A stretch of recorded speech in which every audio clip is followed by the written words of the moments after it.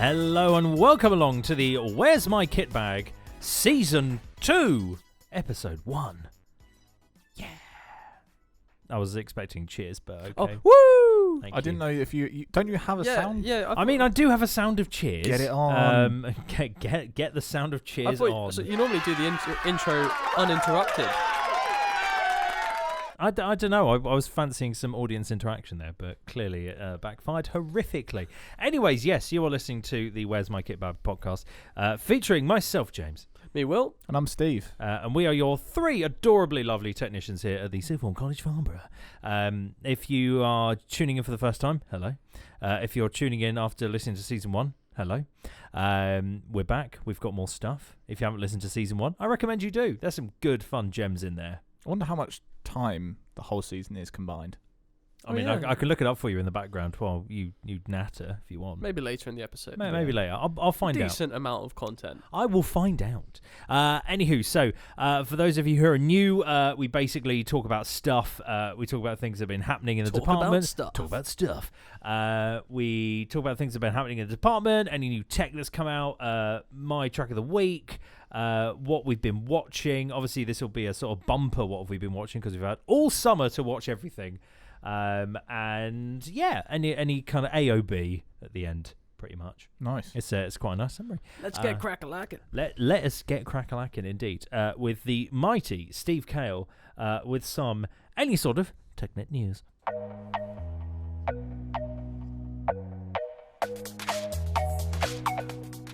You know, I was thinking there was actually going to be a different soundbite coming there for the new season. I mean, do you want one? I do.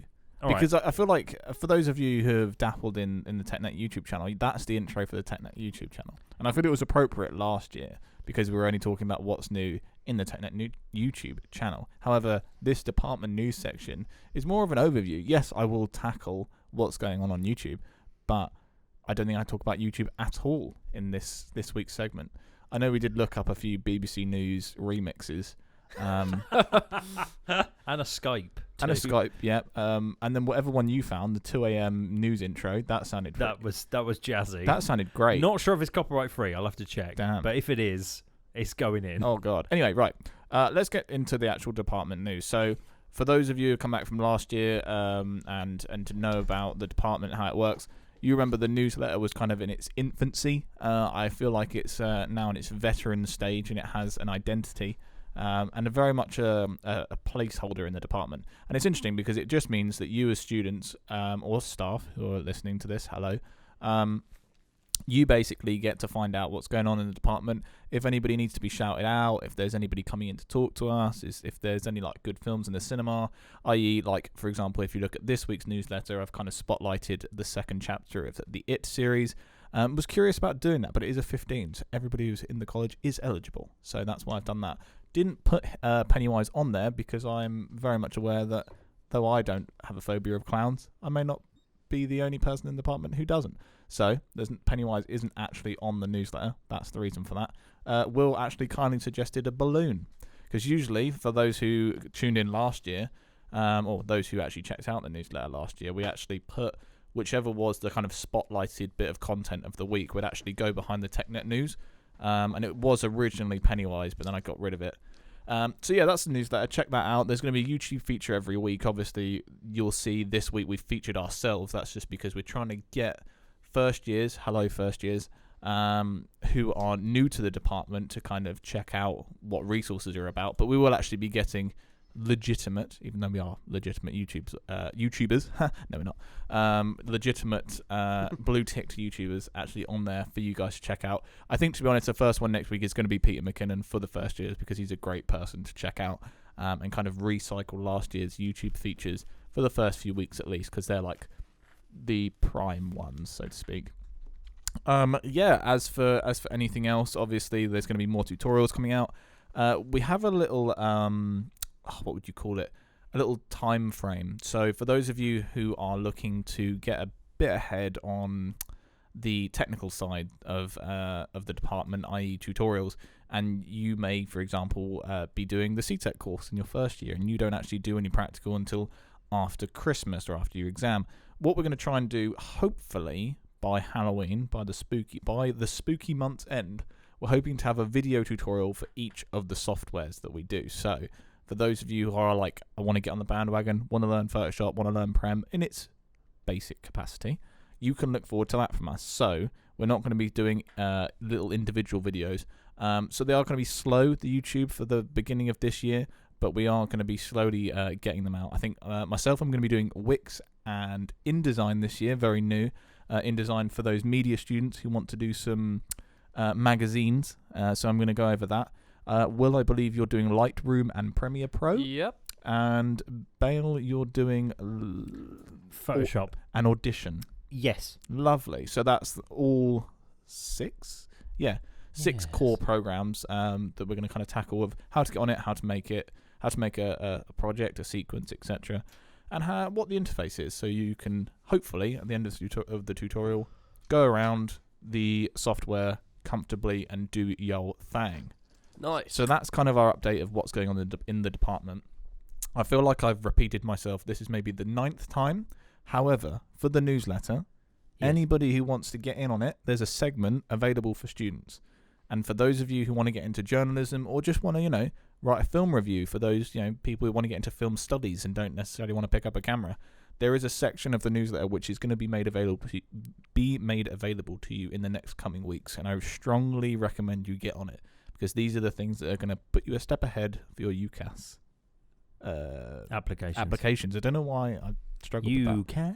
UCAS applications.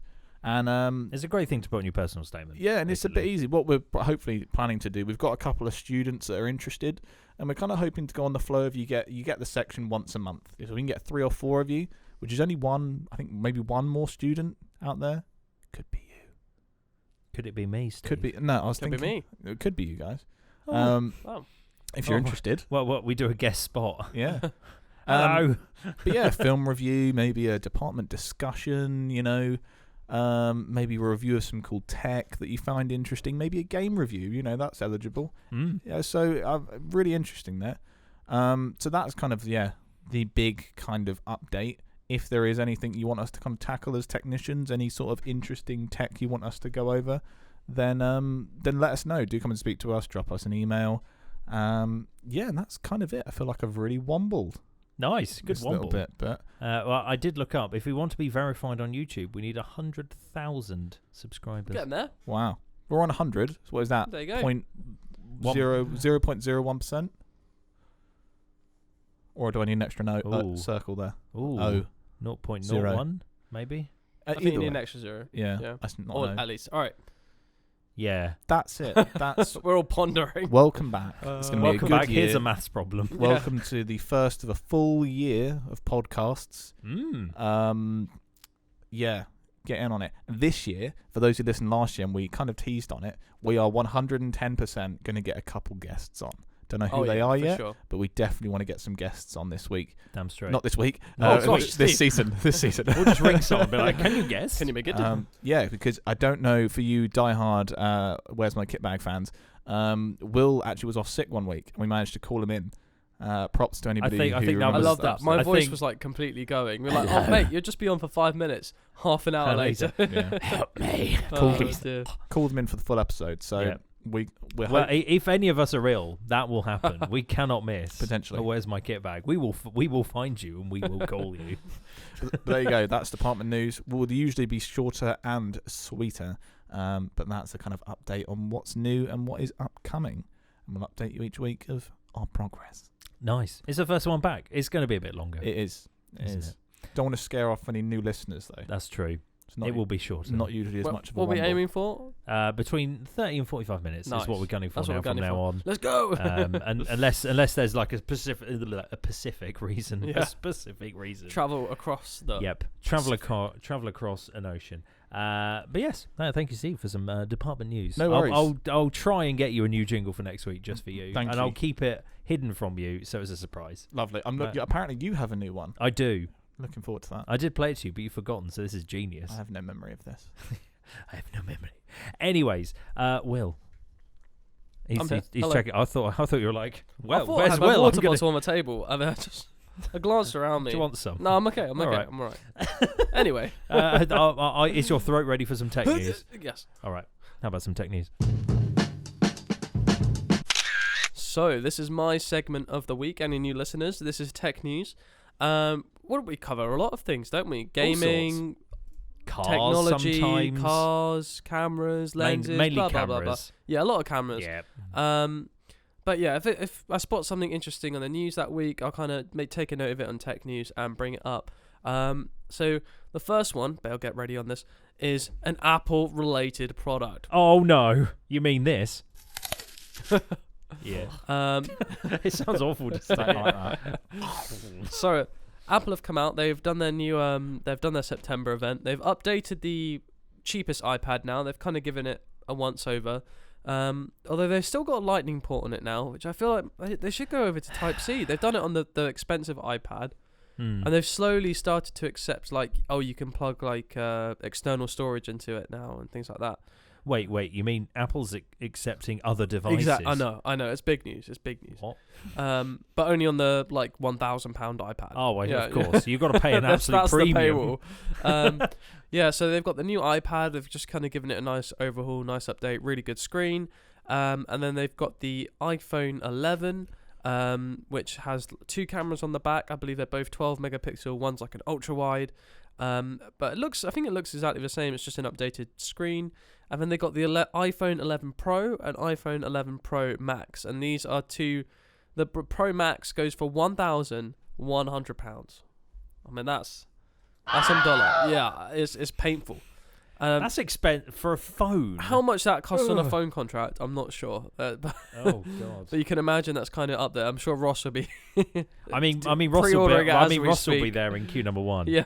For those who may or may not have Ross as their media or film teacher, he loves Apple products, and he once almost missed a lesson because he was queuing at an Apple store.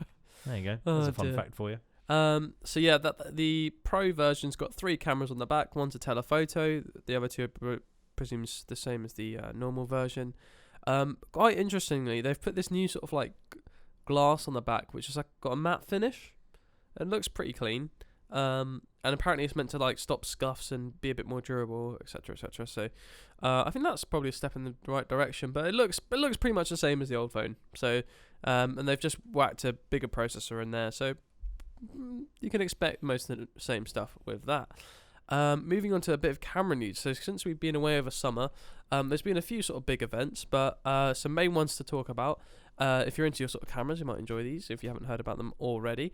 So we'll start with the Blackmagic Pocket Cinema Camera 6K. So I think it's about £2,500, but it lets you shoot 6K RAW, unlimited, for as long as you like. Which is pretty impressive. Just I know it's a new season, and I know previous listeners can be like, yeah, I exactly know what you're talking about. But if I just started in the department, what's 6K? What is that? Okay, so when we're talking about Ks, you've probably heard it with TVs and stuff. We're talking about resolution. So pretty much all our cameras in the department and what you'll be filming out for coursework is at 1080p. So that's obviously one size. 4K is 4 times that resolution. So I could crop in twice, and it would still be the same resolution as what we were working with before. And then 6K, you're going up even higher. Different companies use different resolutions in class of 6K, but it's that next step, again, increase in resolution. So pictures should look sharper, a lot more information to play with, there's a lot more dynamic range. However, the file sizes, as you can imagine, getting bigger and bigger and bigger, are huge. They are massive.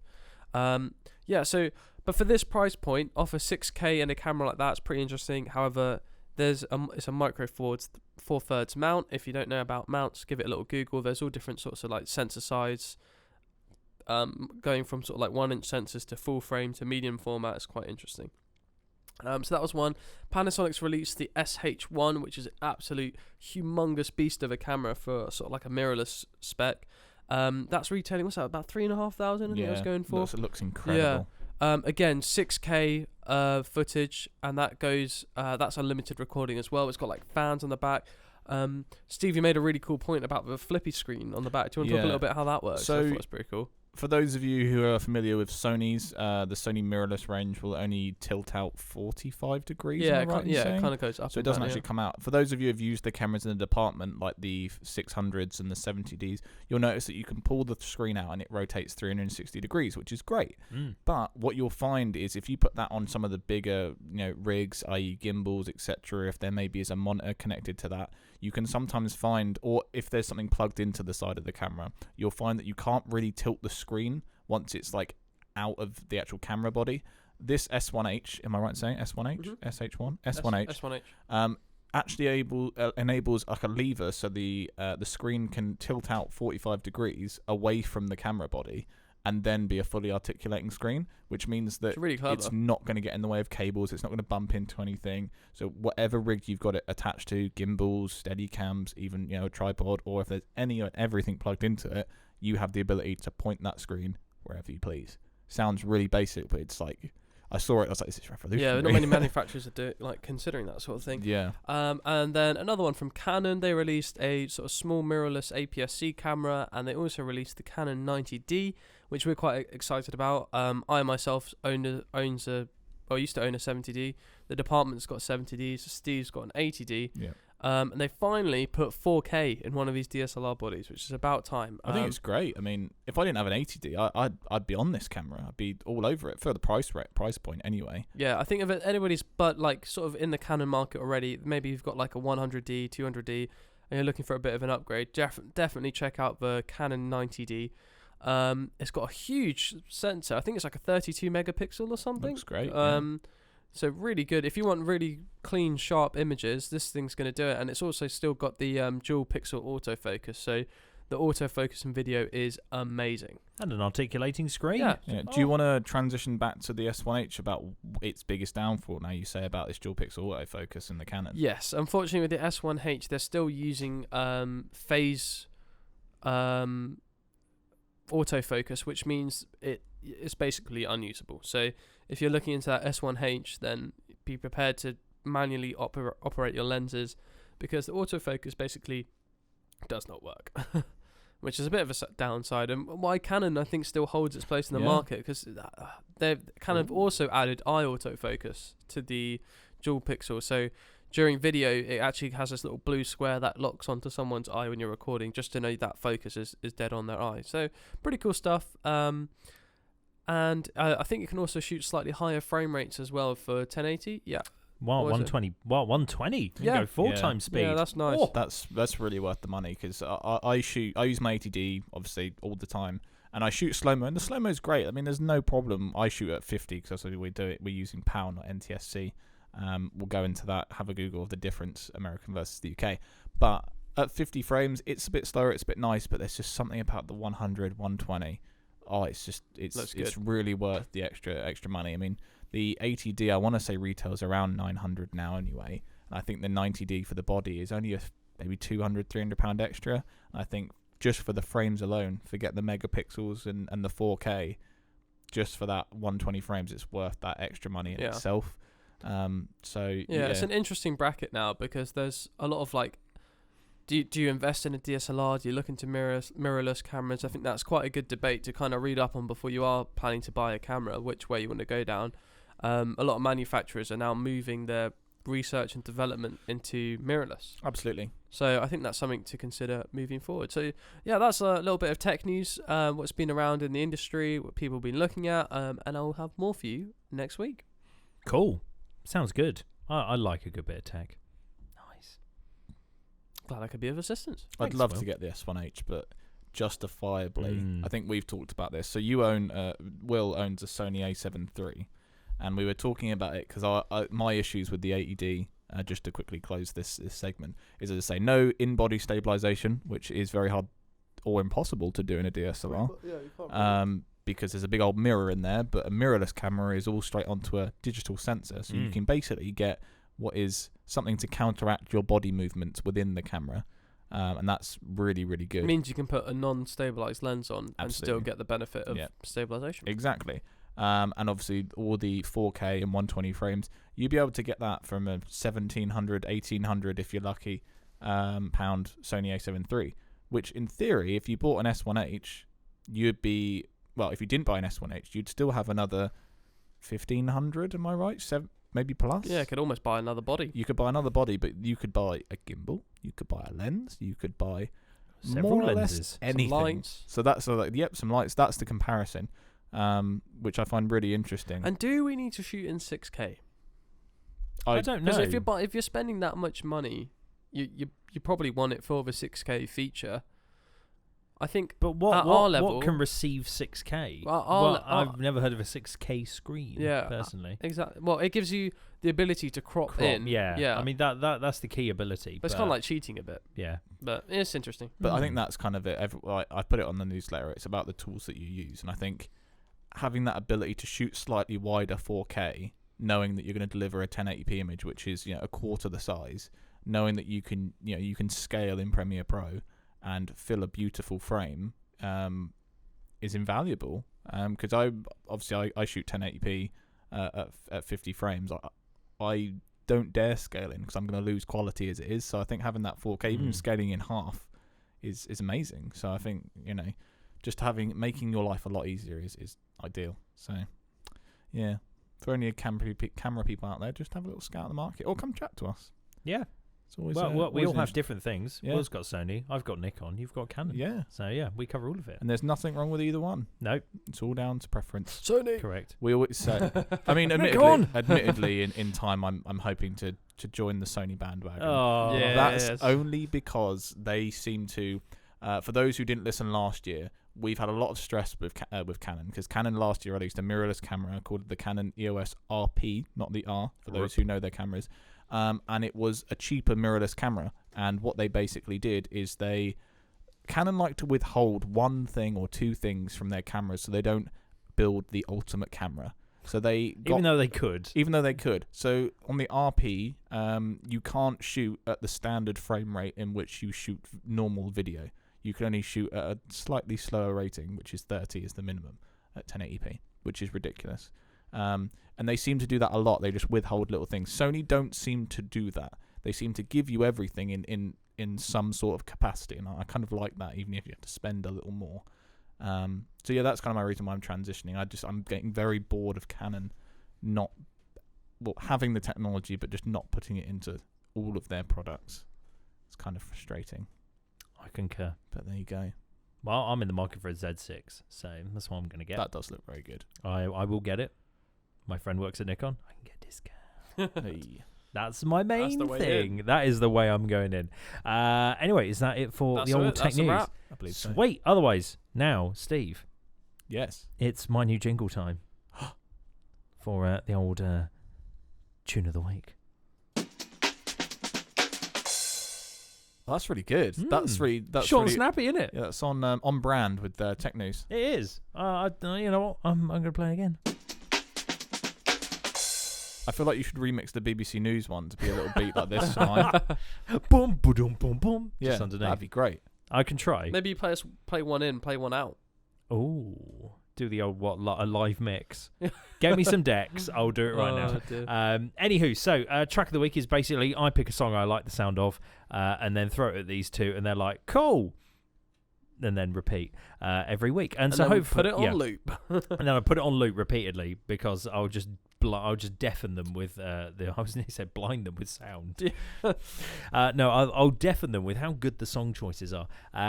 So there's also a Spotify playlist. So if you search "Where's My KitBag" playlist, you can find all the previous tracks of the week all in one nice and easy place. So you can give it all a listen and see the kind of weird and varied genres I've gone through in my time making tracks of the week. So this week I picked something I've been listening to pretty much all summer break, which is Friendly Fires and their song called Silhouettes. It is fantastic. I love it to bits. As soon as I heard it, I went, yes, please. Got the album. The album's called Inflorescent. That came out about 3 weeks ago, and it's been on loop wherever I've been quite a lot. It is fabulous. It's got a really nice kind of synthy 80s vibe to it, to the whole album in general. Silhouettes is just quality. If you like Friendly Fires, it's quite upbeat Friendly Fires as opposed to some of their slightly more downbeat stuff they've done in the past, but otherwise for me, fabulous. Well worth a listen. There you go. There's my review. Brilliant. Sorted. Wow. Friendly Very Fire nice. Silhouettes. Check it damn out. fine song. So yeah, you can. We'll put the a link to the official YouTube video in the description down below if you're listening on YouTube or on SoundCloud. And then if you're listening on Apple Podcasts or what's the other one we're on? Spotify. Thank you, sir. You can literally just Google the song and track it down for yourselves. But yeah, Friendly Fire's It'd be so Silhouettes. cool if we could hear the song, wouldn't it? I know. Maybe That's one coming day. soon. Maybe one day. Hopefully next year. I'm going to say no more, but hopefully next year. Very Ooh. exciting. This will be live. Tease up. Let's crack on. This will become a live show. That's my dream. But yes, anyway, so Friendly Fire Silhouettes, give it a listen. It will be on the old Spotify playlist. So give that a gander. I highly recommend. Or pop in the edit suite. It's probably going to be playing. Let's be honest. Nice. Yeah. Sweet. Otherwise, last thing of the whole pod is probably I would say, is it our favourite thing? I'd say so. I think We get Yeah. into this segment. Well, don't we do get into this. So this is the segment called What Have We Been Watching? Probably need a new jingle for that as well, don't I? I think that That works. works. That works. Yeah, all right, I'll stick with it. He's just going on a craze. Yeah. New jingle No, here. I want new jingle. things, Bale. Work. So yeah, what have we been watching? Literally, it does what it says on the tin. What Right, have how, we been how are we watching? going to do this? One each? You- we just go round? You round suggested, robin? Bale. You suggested one sentence and a rating because usually Yes. on other podcasts, We go in depth. yeah, we go in depth We got a because lot, there's though. usually quite a lot. But I've got 7 or 8 on my list. I can see you've got quite a few on yours. I've got 7. I've Okay. got 7 on mine. Let's just. Oh, should we do? that's quite nice. Should we do quick fire? Just We do it. can do quick fire if you want. So the name, quick description, rating. Yes. Next, Nice. I like it. host to begin. Oh, Boom. Kick us off. First film, The Meg. Okay, description? Jason Statham punches sharks. Cool. 5 out of 10. That sounds pretty... You're like, oh, that sounds good. Oh. Yeah. The effects in that film. Yeah. Generic shark film, I think is I've my not best seen that one description. yet. Steve, have you I've seen that? it. Yeah, it's Yeah. Well, would you agree? Jason Statham punches sharks. yeah. Thank you. There we go. Yeah. Well, on that sort of topic, if I go next, Yep. Yep. Cruel. So that's Ooh. the alligator film that's come out recently in the cinemas, where a girl and her dad get stuck in a basement. That's what I'm gonna say. And some crocs appear. 7 does what it says on the tin. Okay. I really enjoyed Nice. it. It's like the Sharknado film sort of thing, like that sort of like the whole, there's like a cult with the shark films. It's like that, but with an alligator. Nice. Steve? I'll keep with the animals, just because why not? The new Lion King I saw over the summer. Oh boy. Okay. I'm not gonna. For those who haven't seen the Lion King or don't know what it's about, why are you listening to this podcast? I mean, I can play the spoiler alert if you wish. Do you want Oh it? no, I'm not No, going to no, spoil no, it. there's Oh, no- good. I'm just going to give. Oh. So a complete remake, shot for shot. Yeah. So there's no spoilers. Yeah. I mean, some people might not have seen it, but still. I just put it at a 6 because it didn't do anything special, but it did exactly what it was supposed to do. Remade I gave it a 3. a 3. Yeah. Wow. Oh, I've not seen it. Just a 6. The only reason I gave it as a 6 because it didn't do anything wrong. I mean, Other than exist. yeah. My only criticism of it was is that the voices were too well known that it took me out of the actual world of the Lion King. Because But- it's Beyonce, isn't it? Yeah, And Donald Glover. Yep. Rowan Atkinson. Yep. Rowan Ve- Atkinson's in it. Very, very Oh, popular. No. Anyway, not going to go on too much about it. 6. Next. Fair. TV show called The Boys on Amazon Prime. Fantastic. Loved it. Violence comedy, superheroes. There you go. I gave it 9 out of 10. Wow. Oh, Well wow. worth Oh, my watching. days. Really, really Highest one good. so far. If you want to see superheroes, basically, and superheroes, but they're actually anti-heroes slightly. Adam Well worth a watch. Pocock was saying it was a bit like Deadpool. Yes, it's got kind of Deadpool moments. There's a lot of gore, violence. Some episodes are rated 18, so if you're not 18, don't watch them. And yeah, it's I really loved it. Thought it was quite funny. Really nice dark humor. Yes, please, more. All right. Once upon a time in Hollywood, I gave it a 2.5. Oh, damn, that's mean. This Go on. I hated it. To me, this was Tarantino being like, I can make a film about whatever I want. It's based around the Manson murders. However, it is just not enjoyable. It's an 18, but only for the last scene, and I'm not going to ruin any of that because that was amazing. Is that what got it? However, the 2.5? It is just full on disrespectful and borderline racist with Bruce Lee in it. Oh, no. Like it to the point where when his daughter saw it, she had to have him revise how it was seen, and even in the revised version, it's still not good. Yeah, so I'm gonna leave it there. Oh. Well, 2.5. Yeah, I wasn't gonna go to this yet because I don't really think it counts as like good entertainment in the slightest. But going on the racist topic, I'm currently 8 seasons into The Big Bang Theory. Only reason I call it racist is because it's just I find the program fantastic. It's really good. Just binge TV. Me and my girlfriend watch it all the time. However, I'd give it up there. I would have given it like an 8, but every few episodes they throw in the most. What's the word when it's like it's an awfully tasted joke? Like the joke is poorly tasted. It's awful. Some of the racist jokes they make in it. What's awfully tasted? Poor. Yeah, just poor. It's just bad. Like I enjoy the episode, and then they just throw in this racist joke. It's like it's just not funny in the slightest, and kind of really, kills it. It kills it, buries it, and leaves it to rot for a little while, and it's just it's not funny. And the worst thing is, I thought, okay, it's 11 seasons.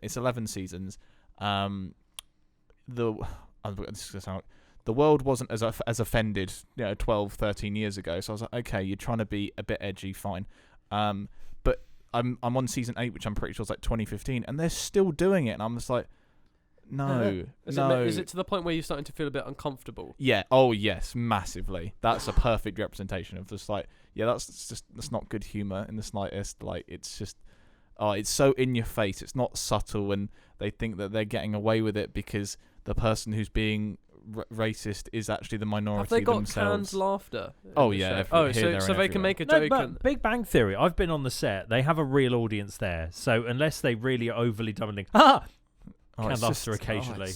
Maybe do we need canned laughter? Things that doesn't it have the thing like laugh?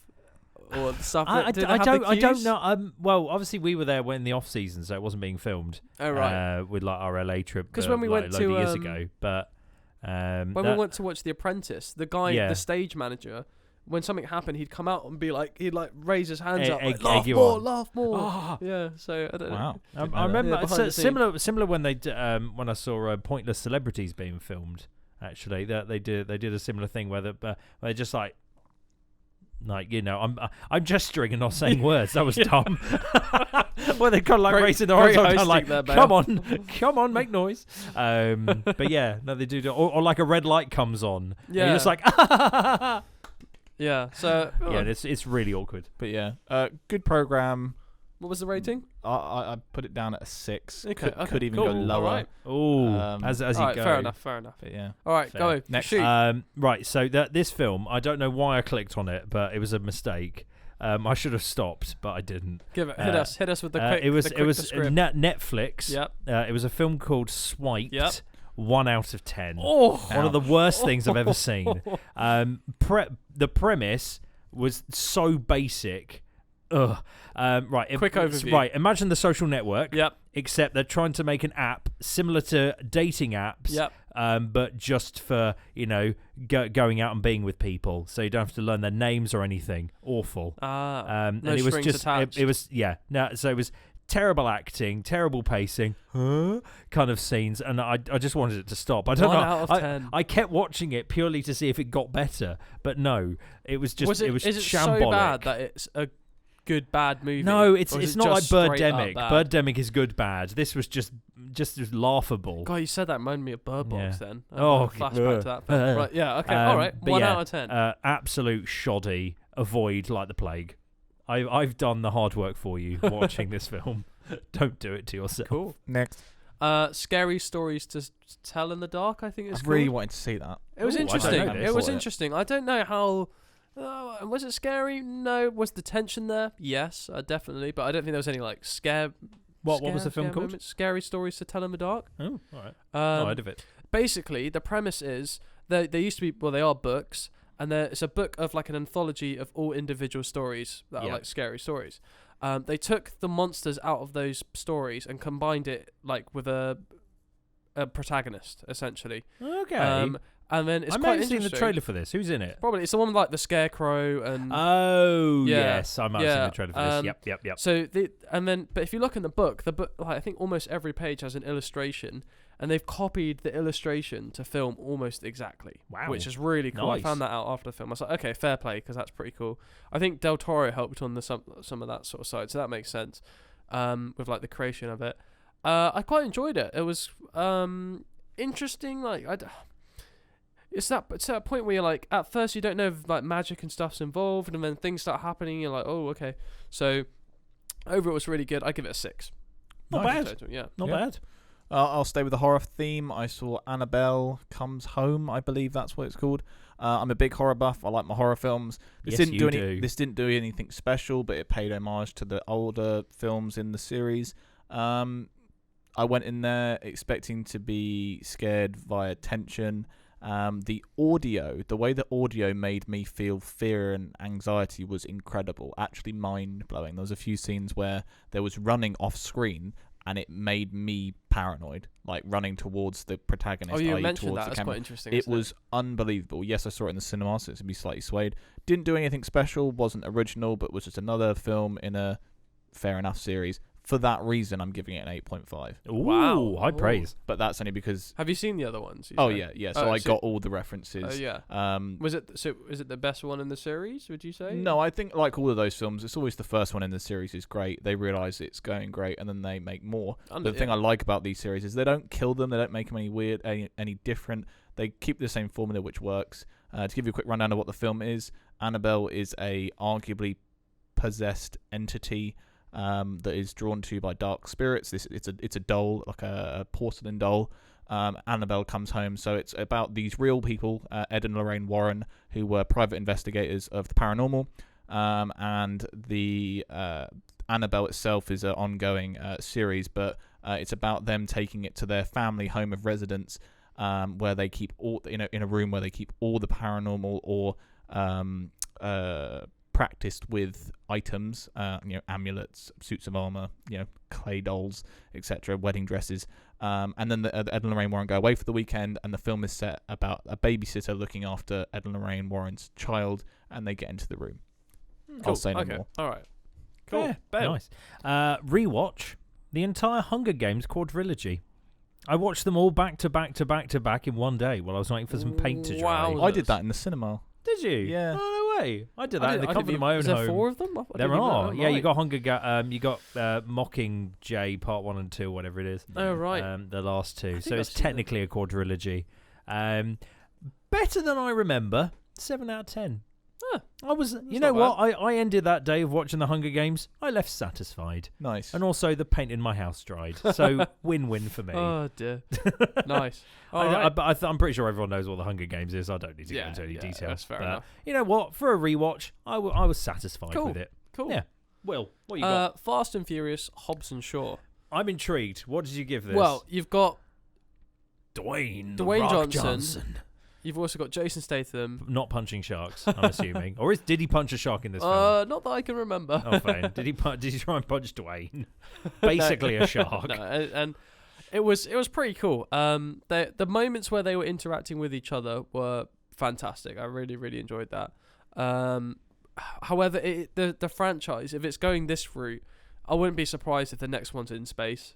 At this rate, like I'm not being serious. You think I'm joking? Like, Mooncast. If you look where this series started, I hate the series now. Like on the streets, race cars, all that sort of stuff. I guess I'm so much money. And then if you watch that first one and then watch this one, where there's a bike that can literally like fold in half to get fit through gaps. Isn't it Idris Elba's bike? Yeah, he calls himself the Black Superman in the film.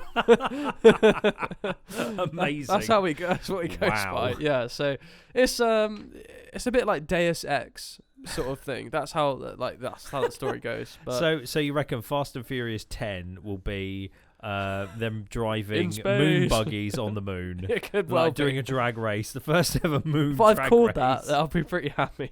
Universal boss is I- friendly going, who Again, spoiled I'll it? give it a 6 because the Yeah. franchise is still cool. Dwayne Johnson just makes a film I hate good, it. but I hate the franchise now. After Paul Walker passed away, I've hated. R.I.P. Well, to be fair, even a couple of films that he was in, I've hated. A series that was so think- about cars and the life that no one dares live. The kind of Need for Speed yeah. lifestyle, yeah. And now it's a vehicular warfare. It's literally Modern Yeah. Warfare vehicular edition. Like, Yeah. I just Modern hate Warfare V for I think hate Fast that. 5 was my favourite. Yeah. That was, and then after that, it's kind of been a bit. I mean, everyone knows Tokyo Drift's Tokyo the Drift, best, man. right? Tokyo Drift, love it. oh no, I can't take that. The guy's I'm over there. no, his voice. It kills His me. accent's amazing. I can't. Love I'm in Japan. Moving on. Oh, Christ. Steve, what you got? Disney, Pixar, How to Train Your Dragon. I think it's A New World. Is that? Oh, the third it. one. yeah. I've seen that. What did you think? I give it a 7 only because I'm sad the series is over. I think. Is it actually? I believe so. The way that they ended, I don't think you could give another one. I love them. That's like my favorite They Pixar gross series. a Oh, lot it's of not. money. It's DreamWorks. It's not Pixar. Is it? Oh, yeah, How to sorry. Train Your Dragon, Either way. DreamWorks. Yeah. Okay, it's one of my favorite animation series. Nice. I love How to Train Your Dragon. I think that's great. I thought the title when I was younger, when it first came out and first dropped, I was like, that's silly. Then I actually finally saw the first one last year. Would you Really? believe? Oh, Yeah, and wow. I love them. I think they're absolutely great. They're great comedy for adults as well, which I think is good. Yeah, I gave it a 7 only because I'm sour that I Good think voice it's the acting last. Yeah, as it's well. the last one. Really good. Yeah, really, really cool series. 7 out of 10. Nice. The Netflix series Star Trek Discovery. So the kind of rebooted one. A little bit strange, quite different to what you'd expect. But I thought I'd give it a 7 out of 10. It was it was pretty nice. It's kind of set before the Enterprise properly, so it's set pre James T. Kirk era. There's some couple bizarre like storylines in there. There's some bits where there's some time travel bits that I was sort of like, not totally sold on that. But overall, not a bad series to watch. If you like your kind of Star Treks, you like your sci-fi, it's worth a go. Nice. 7 out of 10. Cool. Will, what have you got? Right, so my next one is Toy Story 4. Oh, nice. And that was amazing. I loved it. Funnily enough, I was more terrified in Toy Story 4 than I was in Scary Stories. Wow. There's a bit where one of the sort of antagonists is a porcelain doll. Yeah. Yeah. Yeah. And it's pretty eerie. It's pretty creepy. And her henchmen that follow her are almost like limbless. They walk around with their head kind of crooked around and their limbs flying everywhere. It is a bit terrifying. But I give it an 8 overall. Nice. Yeah. Quick fire round. Steve, go. I'm going to be quick with these because I know it's not everyone's cup of tea, but I'm going to throw 2 at you. American football documentaries. My favourite documentaries, my favourite media content of all time is Last Chance U on Netflix. The new season came out this summer. I give it a 9.5. Oh, but that's only high praise. because it's amazing. you love American football. It's not even that. It's not even to do with the American football. It's just the documentary style, which is through the roof. It is amazing it's amazing observational documentary. The other one is the complete opposite, All or Nothing with the Carolina Panthers on Amazon Prime. It's season 4 of it, so they follow a team each year. The first season was amazing. They stuck with the same formula, and it dried up and dried up and dried up and dried up. Give it a 2. Oh, I thought really it was dumb. going a different path then. Yeah. Dried up and dried up and dried up. It's just boring. It's like it's a great formula, but having the same thing over and over again, you get really bored. Yeah. Fair enough. It is good, but really bored of it 4 seasons later. Bale, No, finish fair. off. What I've got ones 2 you left. Go for it. Rewatch White House Down, the one with Channing Tatum in it. Oh, yeah. Ha, Yes, lol. interesting one. My summary. Ha, lol. Nice. 5 out of 10. Okay. Bang average action film. Yeah, it's good value. And the last one, A Simple Favor. It's on Netflix at the moment. It's got Anna Kendrick in it. You know what? I was really surprised how much I like this film. Actually, I gave it 8 out of 10. Oh, wow. Okay. That's A quite kind high of one. very, very brief overview. Anna Kendrick's character is like a mother. She's a YouTuber like us, but she does baking. And she is asked a simple favor, hence the title of the film, by her friend to look after their child. And then the story progresses from there. I've seen that film. I really liked it. Yeah, I remember I that loved film. it. Oh, 8 out of 10 nice. for me. Cool. Will, what have you got to end us All off? right. I got 2. Spider-Man Far From Home with Jake Gyllenhaal. I didn't really enjoy it. It was pretty boring. I'd give it probably about a 4. I didn't mind it. I'd give it a 6, but that's just it me. was like I've not seen it. It was. I felt when I watch a Marvel film, I normally get quite a lot from it, but this just felt so scripted. Tom Holland's performance amazing, but the rest of it, and the other one, Stranger Things season, was it 3 now? Yeah, I think it is. Yeah, fantastic. that was. I actually really enjoyed that. I'd probably give it like a 7.5. Started off a bit slow, but then it built up very nicely towards the end. I'm 2 off the end. I loved it. Two episodes. I love Stranger Things season 3. 9 out of 10 for me. I'm currently an 8. But that's because I just love that whole world. The last 2 episodes are fantastic. Oh yeah, the way they've nailed the art direction in that film, that series. Sorry, that franchise is mind-boggling. I love it. Well, that's it. Yeah, that is it. Woo! That is episode 1 of season 2 done. Thank you very much for listening. We'll be back next week with yet another episode of the Where's My KitBag podcast, featuring myself, James, me, Will, and I'm Steve, and we will see you next time. Thanks for listening to the Where's My KitBag podcast. Please feel free to drop us a comment about anything you want us to cover in the section below. Find us in the edit suite, or you can hit us up on our social media on Instagram or Twitter. Find us at F6 Media Film.